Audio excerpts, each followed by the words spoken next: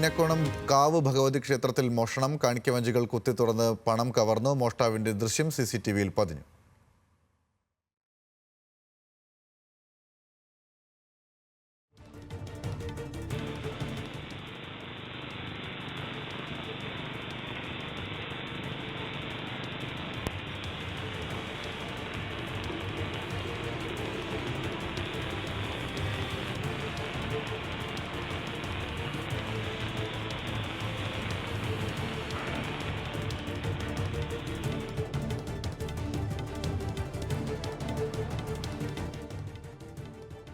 കഴിഞ്ഞ 3 മാസങ്ങൾക്ക് മുമ്പ് ഈ ക്ഷേത്രത്തിൽ ഒരു കവർച്ച നടന്നതായി നമ്മൾ CCTV ദൃശ്യങ്ങൾ വഴി കണ്ടു. അങ്ങനെ ബാലരാമപുരം സ്റ്റേഷൻ പരിധിയിൽ വരുന്നതാണ് ഈ സ്ഥലം. അങ്ങനെ ബാലരാമപുരം പോലീസിൽ പരാതി കൊടുത്തു. പോലീസ് അന്വേഷണം ആരംഭിച്ചു. അതിൻ്റെ കാര്യങ്ങളുമായി മുന്നോട്ട് പോയി 2 ആഴ്ച കഴിഞ്ഞ് പാറശാല ഒരു ക്ഷേത്രത്തിൽ കവർച്ച നടന്നതായി പ്രതിയെ കാണിച്ചു തന്നു. അപ്പം കണ്ടപ്പോൾ ഇന്നയാളെന്ന കാര്യങ്ങൾ CCTV ദൃശ്യങ്ങൾ വഴി നമുക്ക് മനസ്സിലായി. ഫെബ്രുവരി 7-ാം തീയതി രാവിലെ 2 മണിക്ക് അന്ന് വന്ന അതേ സമയത്ത് തന്നെ 2 മണിക്ക് ഞങ്ങൾ ഈ ക്ഷേത്രത്തിൽ വന്ന് ഇങ്ങനെ കവർച്ച നടത്തിയത്.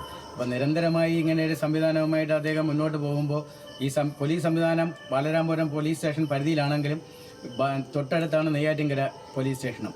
അപ്പോൾ ഈ 2 പേരും പെട്രോളിംഗ് സ്റ്റേഷൻ ഇവിടെ നടത്തുന്നുണ്ട് കാര്യങ്ങളെന്നൊക്കെ പറയുന്നുണ്ട്. പക്ഷേ ഇദ്ദേഹത്തിനെ കണ്ടുപിടിക്കാൻ പറ്റുന്നില്ല. ഇദ്ദേഹം നമ്മുടെ നാട്ടിലുള്ള ആൾക്കാർ ഇവിടെ ഈ അമ്പലത്തിൽ വരുന്നതിനേക്കാൾ വളരെ നിശ്ചയത്തോടു കൂടിയാണ് രാത്രി 12 മണിക്കും 2 മണിക്കും ഒക്കെ വരുന്നത്. സംഭവത്തിൽ പോലീസ് അന്വേഷണം ആരംഭിച്ചിട്ടുണ്ട്. കൂടുതൽ വിവരങ്ങളുമായി തിരുവനന്തപുരത്തു നിന്നും മീര മോഹനൻ ചേരുന്നുണ്ട്. മീര, തുടർച്ചയായി മോഷണമുണ്ടായിട്ടും പോലീസ് നടപടിയെടുക്കുന്നില്ലെന്നാണ് ആക്ഷേപം. എന്താണ് വിശദാംശങ്ങൾ? ക്ഷേത്രം ഭാരവാഹികൾ സംസാരിച്ചത് പ്രകാരം ഇതിനു മുൻപും ഈ ക്ഷേത്രത്തിൽ ഇത്തരത്തിൽ മോഷണ ശ്രമം ഉണ്ടെന്നാണ് മനസ്സിലാക്കാൻ സാധിക്കുന്നത്. ഇന്ന് രാത്രിയാണ് ഈ ഒരു സംഭവം ഉണ്ടായത്. കാണിക്ക വഞ്ചി കുത്തിപ്പൊളിക്കുകയും പണം കവരുകയും ചെയ്തു.